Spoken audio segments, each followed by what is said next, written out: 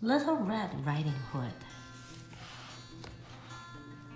Once upon a time, there was a girl called Little Red Riding Hood who lived at the edge of a big, dark forest. Little Red Riding Hood had a grandmother who lived on her own in a cottage on the other side of the forest. One morning, Little Red Riding Hood set off to visit her grandmother for lunch, as she did every week. Little Red Riding Hood skipping along the path through the forest, but soon she became tired and stopped to rest under a tree. As she closed her eyes, Little Red Riding Hood heard a voice behind her. "Hello, little girl. Are you lost?" "I am not lost. I'm going to visit my grandmother, who lives in the cottage on the other side of the forest," Little Red Riding Hood replied. What Little Red Riding Hood didn't know was that she was talking to a big bad wolf.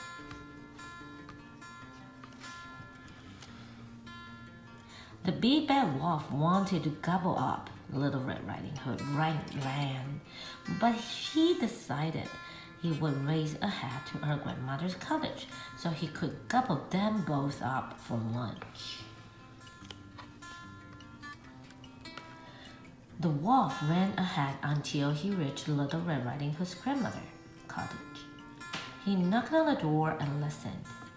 "Who is there?" called a voice from inside. "It's me, Little Red Riding Hood," replied the wolf. The wolf opened the door, and before Little Red Riding Hood's grandmother could even scream, he gobbled her right away.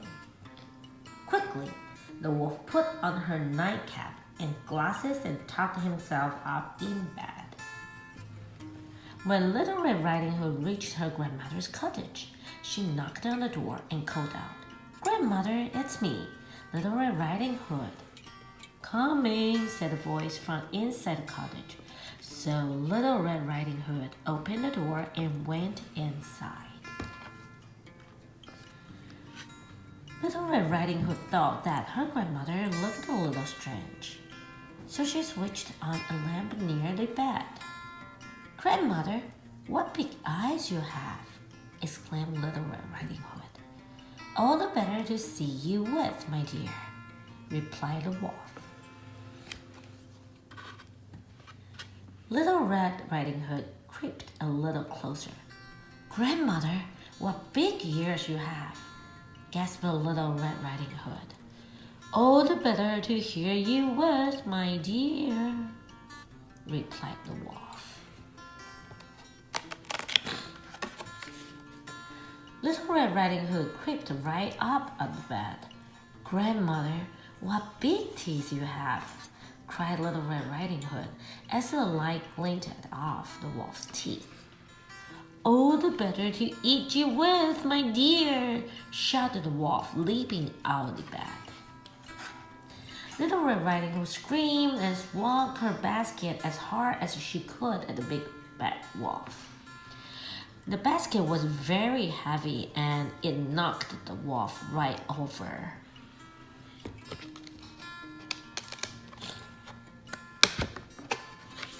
Just then, the door to the cottage swung open and the Little Red Riding Hood's father arrived on his way home from wood chopping.